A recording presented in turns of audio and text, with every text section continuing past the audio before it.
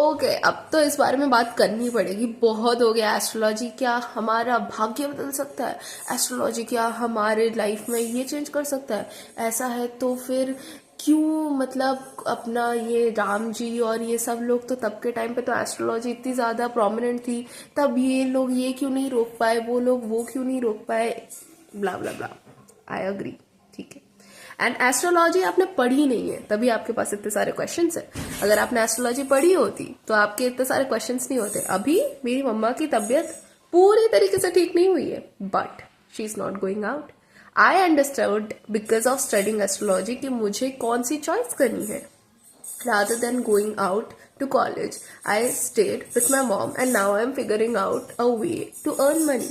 It might take some time to work out, but it would eventually work out, right? So astrology is no way saying कि आपको आपके जो कर्म है वो नहीं करने हैं। सी, मेरा चार्ट बदलने नहीं वाला। मेरे चार्ट में जो लिखा हुआ है ना, जिस तरीके से जो प्लैनेट्स जैसे प्लेस्ड है, उनके मीनिंग्स डिफरेंट होते हैं, ठीक है। अब कह सकते हैं ऐसे, अगर कोई बोले कि यार देखो तुमने कुछ ना कुछ तो लूज किया ना, कि या तो तुमने कॉलेज लूज किया या तो तुम अपने मदर के साथ रहना लूज करते, बट लाइफ में कहाँ चॉइसेस नहीं है। लाइफ में हर जगह ही तो चॉइसेस है ना। आप एक मनुष्य है, आप कोई देवता तो है नहीं कि हर जगह आप मौजूद होंगे। तो वो चॉइस लेने में जो आपकी मदद करता है ना, वो एस्ट्रोलॉजी करता है। व्हेन आई रियलाइज कि मेरे लाइफ का karma is related to my mother, मैंने अपनी पढ़ाई, मैंने अपने दोस्तों के साथ बाहर जाना इतने ज्यादा फ्रीक्वेंटली सब छोड़ा, and that actually change the way of my life. That actually made me, हो सकता है किसी बाहर वाले को देख के लगे अरे यार अब तो ये उतने मजे नहीं करने जाती, अब तो बाहर घूमने नहीं जाती, ये नहीं करती वो नहीं करती, बट उसी के साथ साथ मैंने अपने कर्म को समझा और कर्म के हिसाब से आगे जो चीजें मुझे सही करनी चाहिए थी वो मैंने की।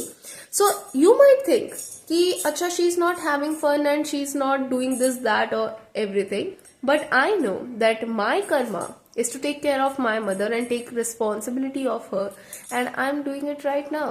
So आई थिंक अप्रोच में थोड़ा सा डिफरेंस है, but once you know astrology, अगर आप एक्चुअली पढ़ेंगे एस्ट्रोलॉजी को, तो एस्ट्रोलॉजी ये नहीं करता कि वो भाग्य बदल देता है, वो आपके कर्म बदलता है। भाग्य तो फिर अपने आप बदलता है अगर उसको बदलना होता है, क्योंकि ओवरऑल अगर आपको पहुंचना एक ही जगह है तो चाहे आप इस तरीके से जाएं या इस तरीके से जाएं, मैटर नहीं करता है ना।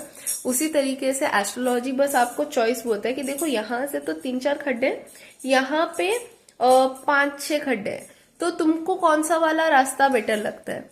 अब पहुंचना एक ही जगह पे, जो होना है वो तो वही ही होगा, पर क्या आप 3-4 गड्ढों वाले रास्ते लेके जाना चाहते हैं या 5-6 गड्ढों वाला रास्ता लेके जाना चाहते हैं।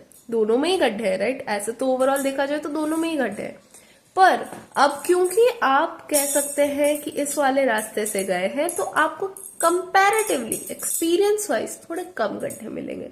तो उस एक्सपीरियंस को बेटर बनाने के लिए हम एस्ट्रोलॉजी सीखते हैं एंड एस्ट्रोलॉजी के पास जाते हैं, एस्ट्रोलॉजी को पढ़ते हैं, एस्ट्रोलॉजी से हम चीजों को बेटर चॉइस वाइज बनाने की कोशिश करते हैं।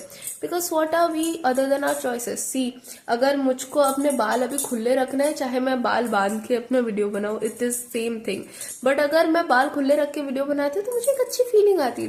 That feeling is astrology. जो चॉइसेस करके आपको अच्छी फीलिंग आती है ना, वही एस्ट्रोलॉजी आप करने के तरीके बताता है। That's all about it. बाकी एक्सपीरियंस और जो आप इवेंचुअली जहां जाएंगे, जो मृत्यु है, उसको कौन सा मैं रोक दूंगी ना, आप रोक देंगे।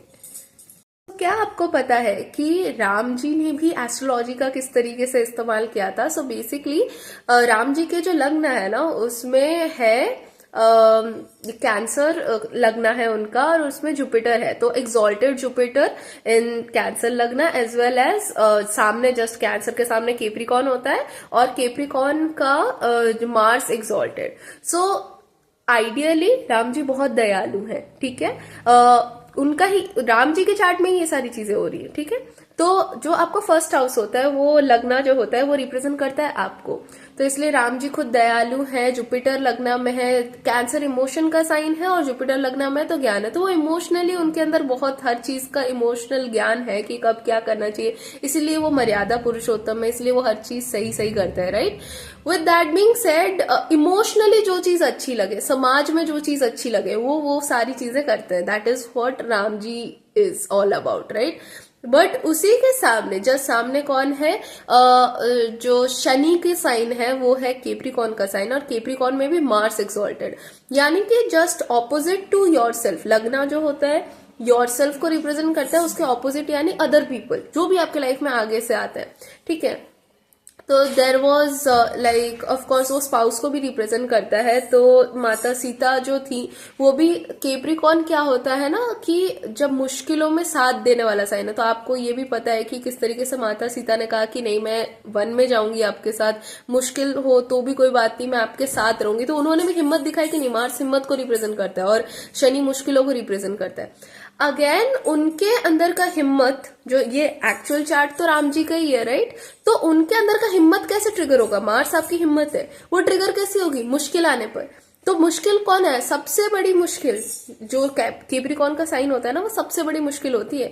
सबसे बड़ी मुश्किल यानी कि रावण, इतनी सारी तपस्या की है उन्होंने शिव जी के लिए। अब शिव जी जो है ना वो भी कह सकते हैं केप्रिकॉन की एनर्जी, शनि की एनर्जी लेकर आते हैं। इसी के साथ साथ तपस्या की जो एनर्जी होती है, किसी भी चीज के लिए बहुत दिनों तक तपस्या करना, क्योंकि वो कंसिस्टेंसी होती है, डिसिप्लिन होता है, वो तपस्या करना भी एक तरीके से कह सकते हैं कि शिव और केप्रिकॉन की एनर्जी, शनि की एनर्जी लेकर आते हैं।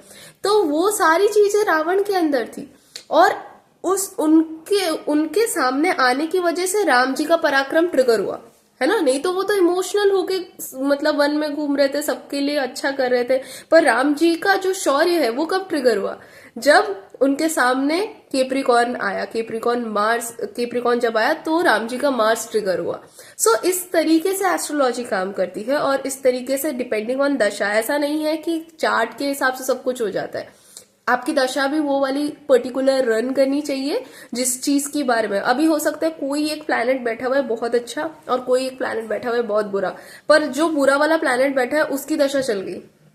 अब आपका वो अच्छा प्लैनेट लेके आप बैठे रहो, पर जब तक वो जो खराब वाली दशा खत्म नहीं हो जाती तब तक आप उस खराब दशा से रिलेटेड ही कर्म करते रहोगे। तो सिर्फ चार्ट अच्छा होने से कुछ नहीं होता, आप सही जगह पे होने चाहिए हो और सही टाइम आपका चलना चाहिए। तो जिस भी चीज की दशा चल रही है वो भी इम्पोर्टेंट है, वो सही टाइम भी इम्पोर्टेंट है, और आप जहां पर भी हो, क्योंकि वास्तु भी इम्पोर्टेंट है राइट। तो आप अगर अच्छे प्लैनेट वाले जहां पे आपका रहता है, अगर आप उस वाले वास्तु के हिसाब से उस कंट्री में उस जगह पे रह जाते हो तो भी आप कुछ हद तक बच जाते हो कंपैरेटिवली।